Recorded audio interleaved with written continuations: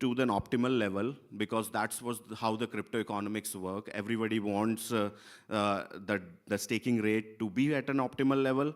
But how do we design it? The design is typically follow the standard process in which there is some curve around inflationary regime, and it increases, the yield kind of increases when the staking rate is below target, and it decreasing the yield when the staking rate is above the target. That's a standard design for most of the proof of stake chains.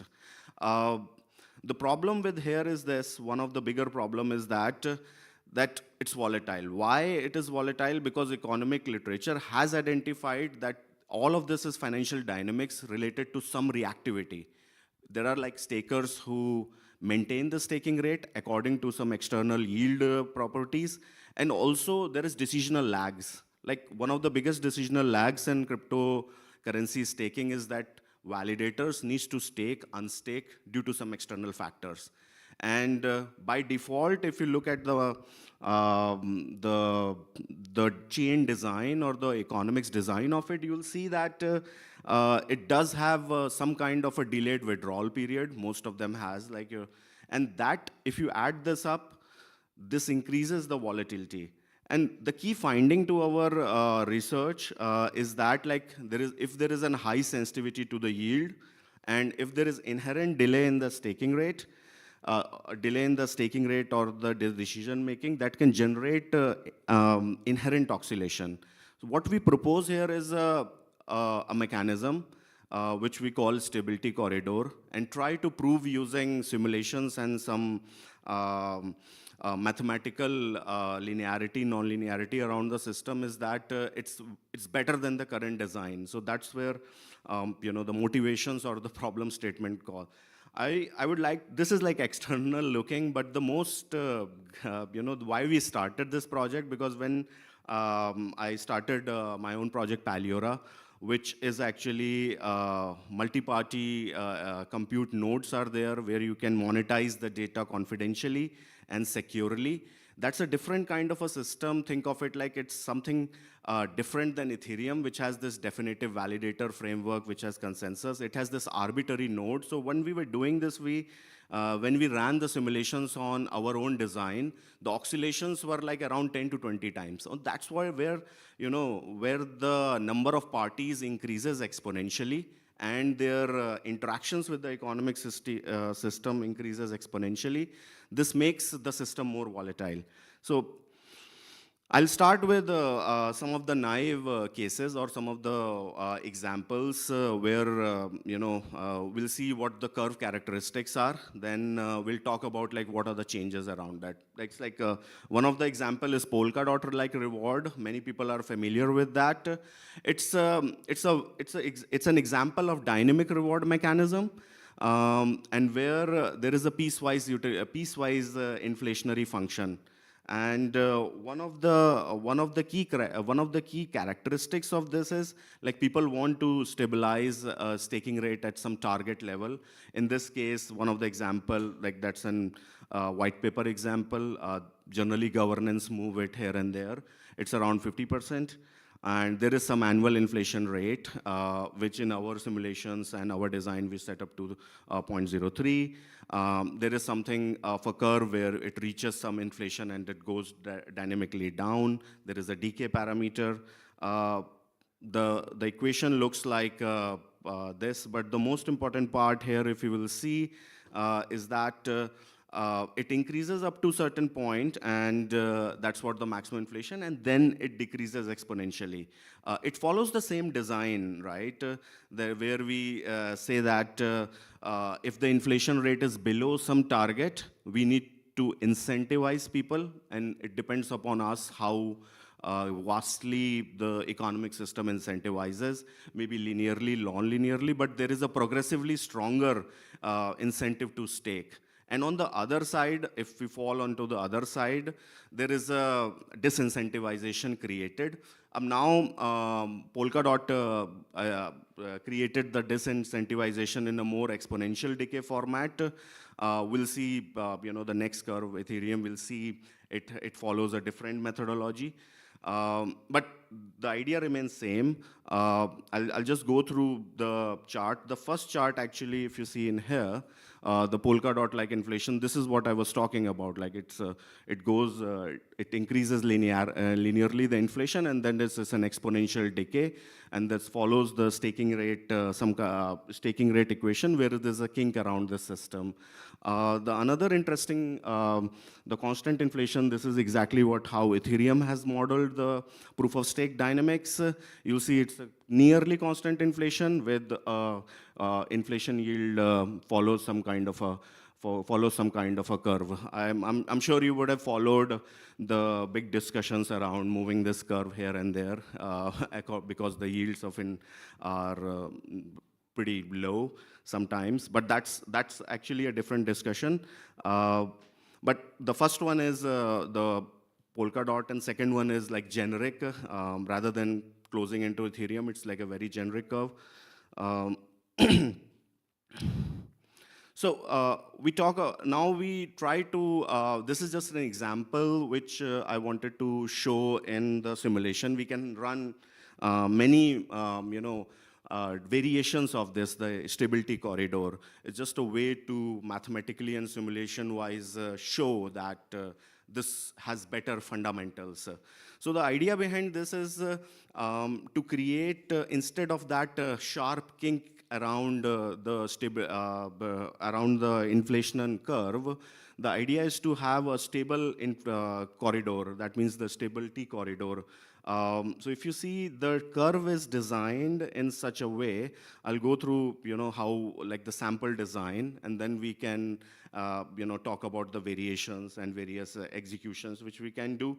But the target staking rate is defined, if you see on that around kink, a bit of a 40 to 60%. A regime is created in the staking rate, and the inverse inflationary curve is calculated so that it follows this stability regime.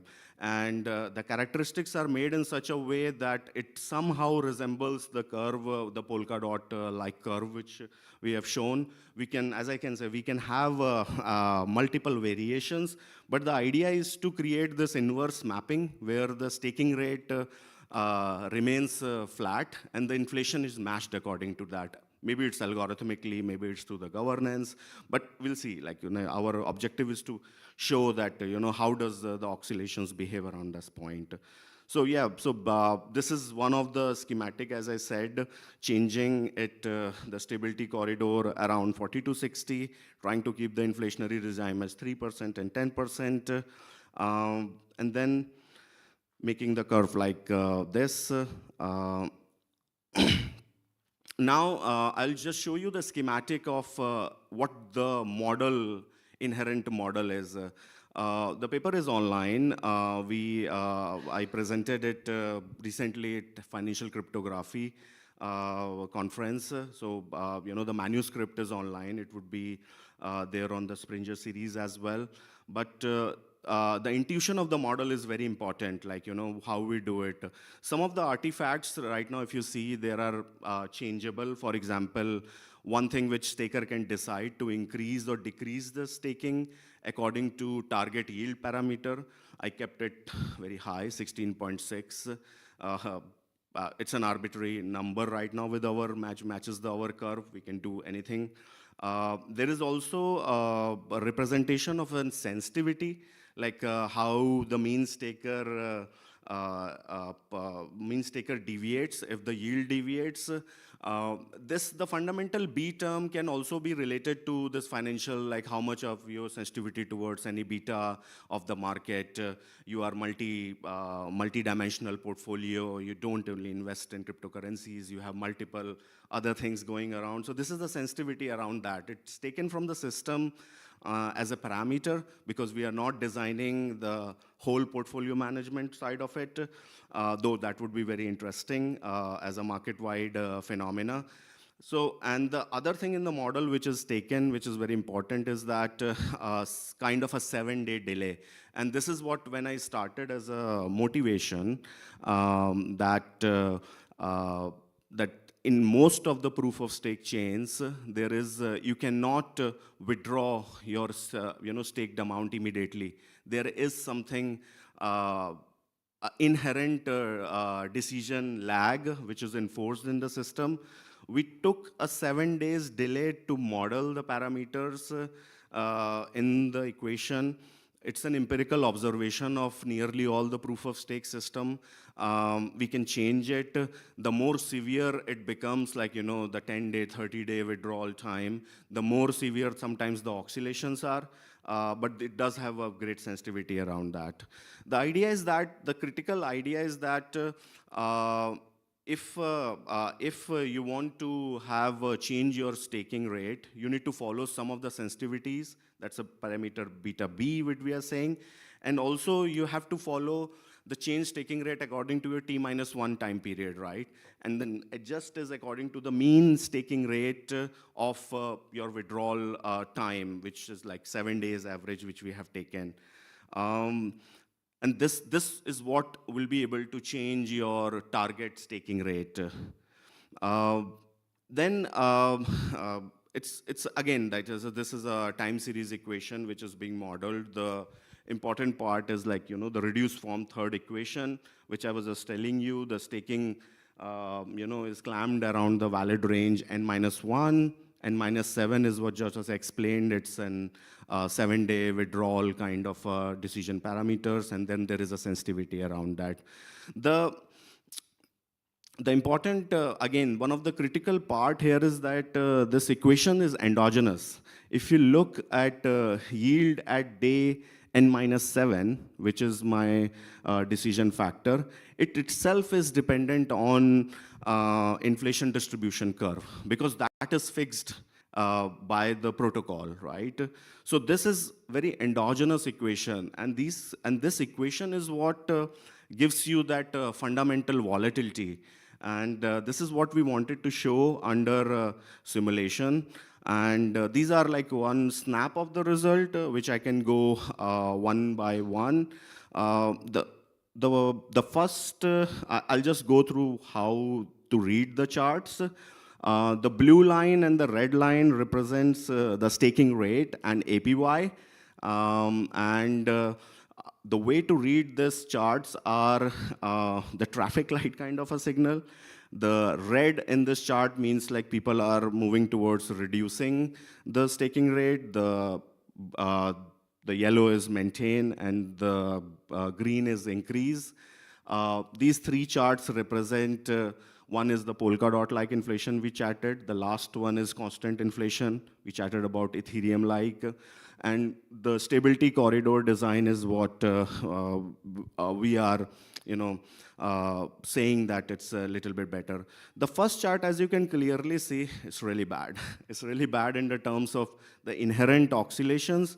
The inherent volatility is induced around. The intuition is very same. There is an arbitrary kink around some stability rate, and it makes the system unstable for a longer point of time.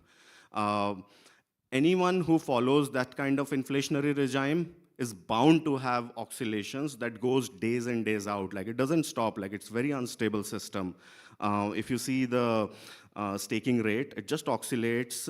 And also, in the background, there is this, the corridors which we are talking about, the green and the red. There's a lot of fluctuation. You can't see, but as you can see, right, there is some red and the yellow, so which is like a constant flip-flop happening, because at one point of time, your margin of errors are really very bad, because you're operating around the kink sometimes. And on the last, we think the constant inflation curve is, would be way better, but it's not the case. It's not the case because if you look at the stability around first 45 days of simulation, it's not absolutely what you saw perfect. It is better than the first benchmark case in the constant inflationary part, but it's not so good. And this is like a clear artifact also, inherent volatility, which we see in this proof of stake chains where there is a constant inflation and the decay staking rate is found under that. So you can see the reds of it does stabilizes after 90 days, but it's not perfect. The one, the benchmark, our proposed idea of being a stability corridor is better. Is better in the sense it does stabilizes and has very less oscillations. Um, One thing which I wanted to tell you about this chart is that this is a single shot simulation done. In a real economy, we will have these multiple snapshots coming at a play. The reason is that because imagine you are having a fluctuation right now, but also the future fluctuation also impacts the fluctuations of the back end. Remember the B parameter and those are sensitivity parameter, those are time independent, but in real sense, they are also time dependent. So the more, to give an example, the first chart, the more oscillations you have, the worse sensitivity it belongs to the last chart. So it's also, I was trying to say that this is like, the base good case. The worst case can be, way bad than this because of this sensitivity around the time-dependent sensitivity can increase. Um, so one of the empirical exercise, which is very standard in the literature around these things, are around trying to find the stability near the equilibrium. When we say the equilibrium, like that's a target yield right now, and how does those oscillation emerge around the local area? So trying to find the local stability around that, and what does this directly correlates with the parameters. Um, so it's a standard procedure in the literature where you linearize and where you have some equilibrium conditions. We do have the arbitrary target yield 16.6. We can linearize it around that point, and then we can have an expansion, first order degree, and then we bunch of the cosines and other functions. You try to backtrace the stability regime around that local area using what parameters are, what are the ranges of that parameter which enforces that stability. So one of the parameter which we were interested, which was time invariant, that is the B, remember the sensitivity parameter.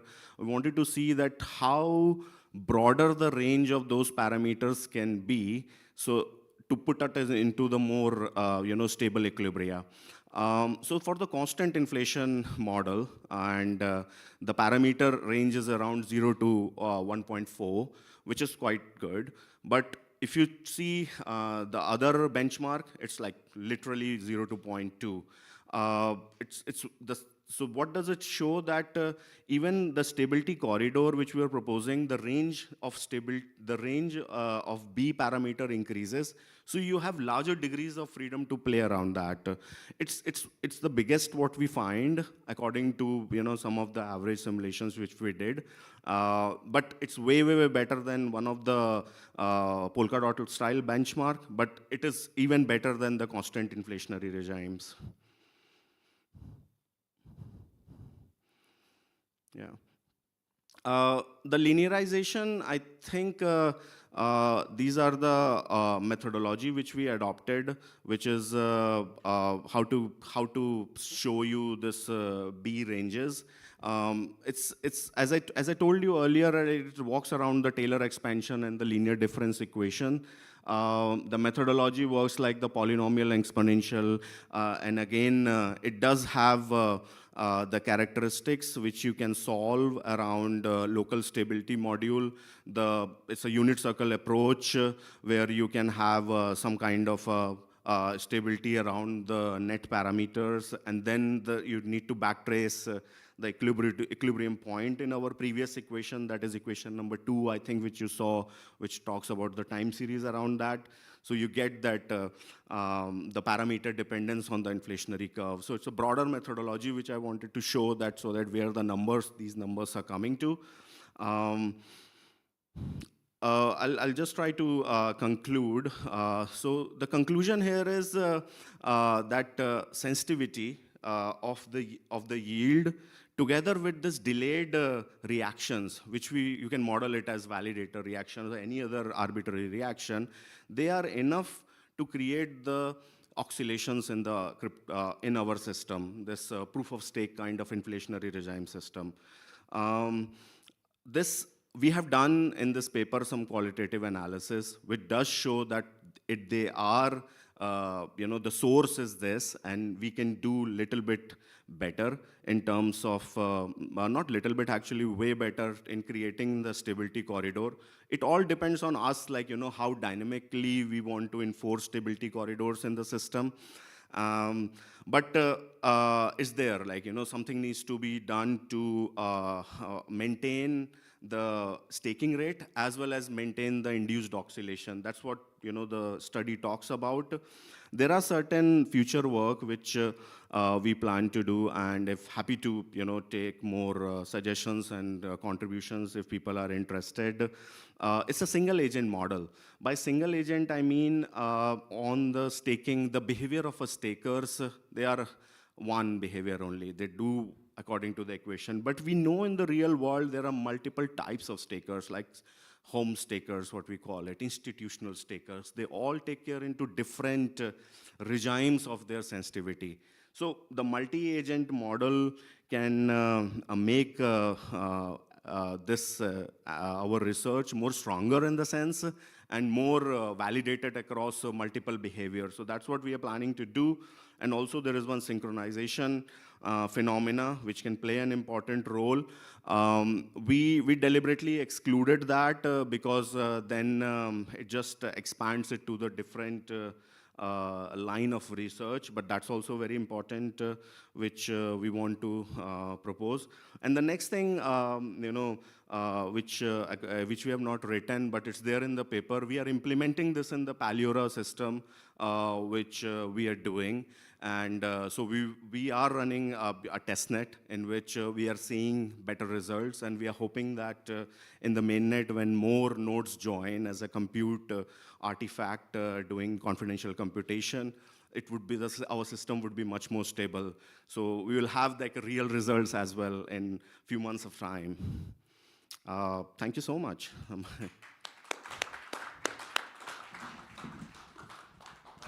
Alejandro, if you're here, you're welcome to come and set up your computer. Stefan. Yeah, so I have a question. Is this like the beer game, or is this a different thing? Have you heard of the beer game? It's like the beer, like beer as in drink beer.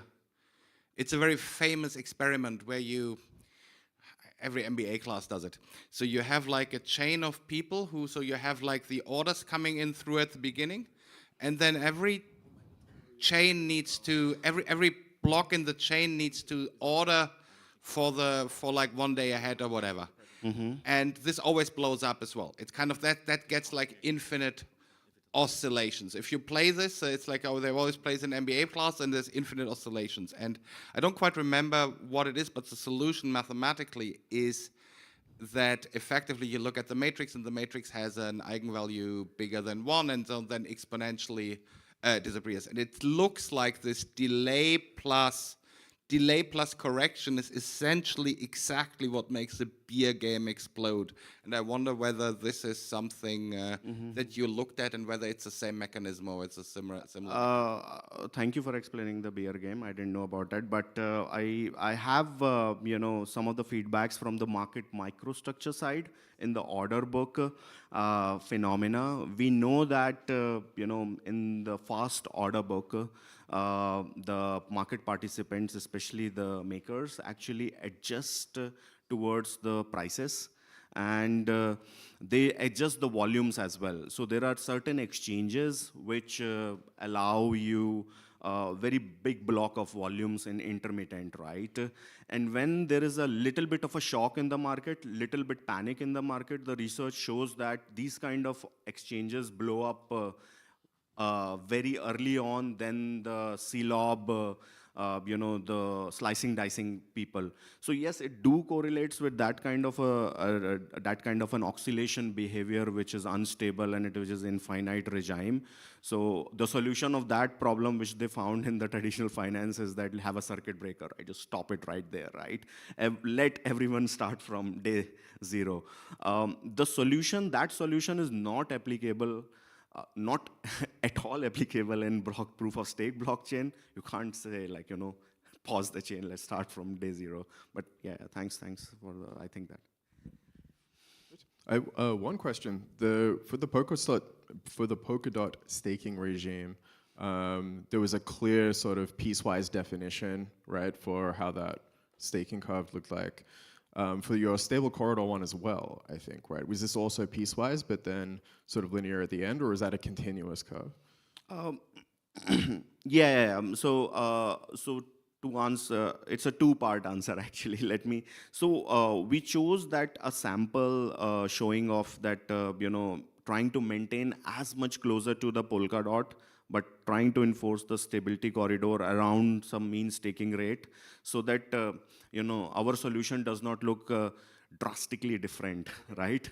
The other part is that you can enforce micro stability corridor in any piecewise linear or non-linear inflationary regimes, right? And like, for example, in the constant inflation rate of Ethereum-like properties, you can have some kind of a stability corridor around your targeted mean staking rate. And I think at one point of time, the community was also discussing something around that, like I think 6 to 8 months before that.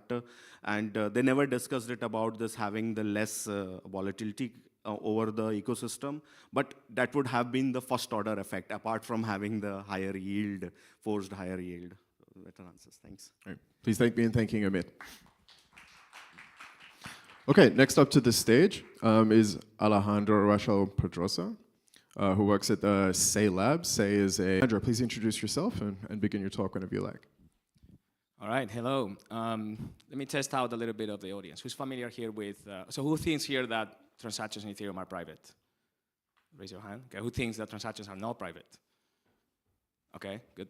Who's familiar with inclusion list or like fossil in Ethereum? Okay, braids, multi-proposer designs. Yeah, more or less? Okay. Well, I'll take it slowly. Okay, so first let me explain what multi-concurrent proposers are. And let me explain it with two different consensus protocols. Who's not familiar with consensus protocols? Or what is consensus?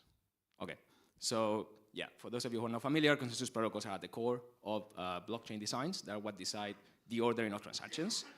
And I'm going to argue that single leader, which are the typical traditional consensus protocols for BFT chains, give too much power of ordering to the leader. So we have it here at the bottom, an example of a leader-based design. So we have the leader, in this case, process 0, proposer 0, proposing a value, and then there's 2 rounds of voting, and the value is decided, right? At the top, we have an example of a multi-concurrent proposer design, where we have 4 different proposers, each proposing a different value, and then there's some consensus protocol that decides some of them to be included in some particular order and some of them not to be included. So there's no single leader that controls ordering of the transactions. And this is a very popular design at the moment in CP chains. There's Sui, there is Aptos, there is Hedera, now Solana's latest consensus proposal from last week. So the upgrade to Alpenglow is also based on MCP.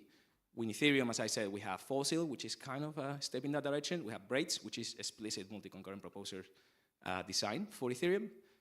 And the reason is because it provides censorship resistance. And for some definition of privacy, it could provide, well, not privacy, but it can provide MVP protection. I'm going to argue, however, okay, who thinks that multi-concurrent proposers, like is set typically by the Solana guys, by the Aptos guys, etc., is a solution for MVP protection or for censorship, again, like to provide censorship resistance? Who thinks that is enough? Okay, good. So yeah, I agree with you guys. I don't think it's enough. And the reason is because of this 3-way trade-off. So if I'm a user and I want my transaction to get included and not get censored, what I can do is, if I have a multi-concurrent proposer design, I send the transaction to one proposer at a time, right? And that gives me the guarantee that I'm not going to pay for the transaction more than once. And if the proposer doesn't include it in this lot, then in the next lot, I try a different proposer, right? This is something that you can already do in Ethereum because you have rotating leaders. If I want to exploit some low latency opportunity, I don't know, I see some arbitrage opportunity and it's either now or never, I can send a transaction, and if it doesn't include it, then I don't try anymore because that opportunity is gone, but then I don't get censorship resistance, right? I get low latency, but I don't get censorship resistance. And if I want both, then because it's a multi-concurrent proposer design, then I send a transaction to all the proposers, and then I'm guaranteed that unless all of them are trying to censor me, as long as one is not trying to censor me, I can include the transaction. But somebody has to pay for that, because that transaction is gonna, if I want censorship resistance against F proposers, then I need to send a transaction to F+1 proposers, which means that somebody has to pay F+1 times the price of including that transaction. And there's two different designs. On one side, we have the SUI guys, for example, like in production, we have the SUI guys, the Aptos guys, or Filecoin, which Filecoin is also an MCP chain, where the cost of including that transaction is absorbed by the system, is subsidized by the system. So effectively what it means is that the user is only charged once, but he can include the transaction 100 times, for example, which means that the good put, if the throughput of the system is 1,000 transactions per second, then it reduces to a good put, a useful throughput of 10 transactions per second. And then on the other side, in production, we have Hedera that says, hey, we provide this multi-concurrent proposer design. You can use it to leverage censorship resistance, but you're going to pay for it. And so if a user wants to get censorship resistance against 99 proposers, he's going to have to pay for the transaction 100 times. So yeah, it's censorship resistance, but it's not really affordable, is it? Also, a note that the reason why this is, well, to answer the original question that I did, is Ethereum or this chain censorship resistant?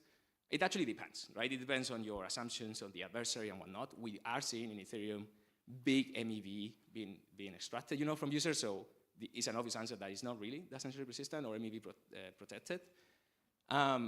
In these chains, the way this is actually alleviated is with a trusted RPC, right? So is the RPC the one that selects which proposer to send the transaction to and for how many duplicates. And that's why we're not seeing an attack vector in which the good put is reduced by 100x in these chains. But that is trusted. And so in a way, I see the evolution of providing censorship resistance in blockchains in these steps. So first we have the traditional step of leader-based consensus. From there, some people in the space argued we can do better with MCP, providing censorship resistance. And we could say the SUI, Aptos, and Filecoin guys are there.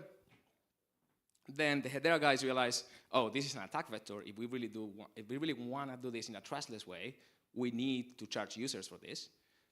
And then finally, realizing that this is too high a cost for users to pay and try to alleviate this cost. And this is the work that I'm going to be presenting that I'm doing at SEI. Although actually it was SEI with some collaborators, researchers from SUI. And so here's the solution. It's very simple. The traditional way, as I said, of getting censorship resistant benefits from a user would be to just replicate the transaction and send it to different proposers. And then as long as one of them proposes it to be included in the blockchain, we're good. Which that means is to get a censorship resistance that protects you against a linear number of proposers, you need to pay a linear number of fees. And the good put of the system is reduced linearly as well. What we propose is sharding, so the transaction is sharded into smaller chunks, smaller pieces, sent to different proposers, such that as long as enough of these proposers include their chunks, you can reconstruct the transaction. And so as a result, you get the same, or you get the same tolerance in the linear number of proposers for censorship resistance, but you pay a constant cost. And you also get a constant fraction of the throughput in good put. So it's a street improvement in these terms. So I have a presentation on Thursday about how this protocol works in particular, and the Bayesian default tolerance and the protocol, etc. I'm gonna just kind of skip through that now to get into the economics. So what is the MEV cost? The MEV protection cost using Sedna, using the solution of sharding. So for that, let's first define the problem and apply the protocol in a naive way. So we have here a number of proposers, a user that is sharding his transactions, sending it to different proposers, such that if enough of them include their chunks, we reconstruct the transaction. Now, what the attacker can do is, we have a coalition, a cartel of a number of proposers that is going to try to reconstruct the transaction with the chunks privately before it's on-chain in order to exploit MEV. Because if they just get some chunks, they cannot really know the content of the transaction. So instead of sharing and then they can decide also to censor or not, to not share the chunks. So for example, here, one of the members of the cartel, of the coalition, decides not to include their chunk. But because there were more chunks than needed, the transaction is still reconstructed. This is what we call a slack of one. So one chunk can be not included, and still the transaction can be reconstructed. What about two? So now with two, the number of chunks that have been included on-chain is not enough to reconstruct the transaction. So at that point, censorship has occurred. And also, the cartel can privately share the chunks, as I said, and reconstruct the transaction on their end, and they get one extra slot where they can, basically extract MEV from this transaction. And here we analyze also two different risks that can occur with SetNAV, or like that are not fully solved by SetNAV, by this sharding solution. One is the multi-slot one, which is the one that I've shown. The transaction gets censored, and so you need one more slot of consensus, one more round of consensus in order to include the transaction. The other one is the within slot delay. So even if the transaction is gonna make it on-chain in that same slot, if the cartel, if the coalition is very well connected, they might still manage to get the chunks first, reconstruct it on time, and wait for that, and then once they have reconstructed the transaction, make their own proposal knowing the content of the transaction to try and still front-run that transaction. So we analyzed the two of them.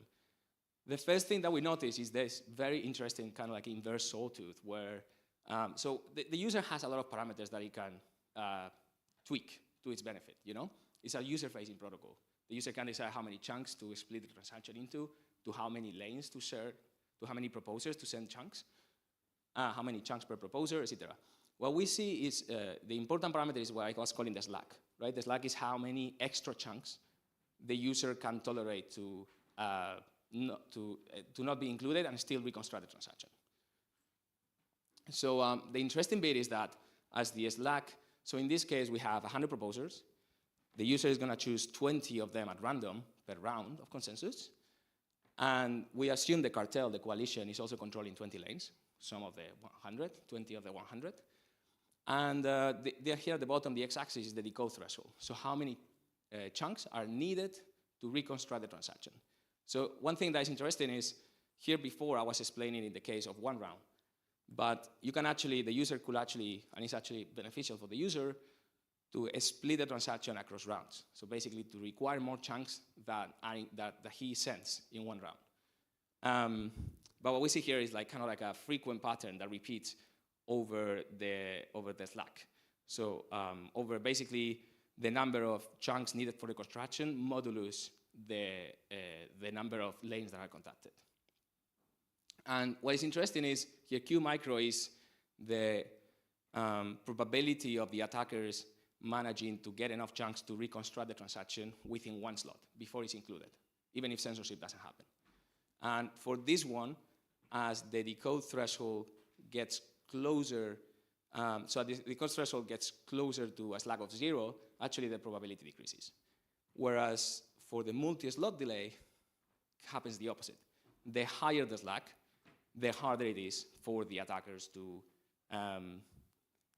delay the transaction by one slot. Because, for example, if the slack is 19, and I send, that means that I send a transaction to 19 extra proposers in this slot. So I can afford 19 of them to censor, if one includes it. So it's really hard to delay one multiple slot. But that also means that that I only need one extra chunk to reconstruct the transaction. So it's a lot easier if that extra chunk, one of those 20 belongs to the coalition, it's very easy for them to reconstruct the transaction quickly. So it's kind of like an inverse sawtooth. But this is the strawman approach. So what else can we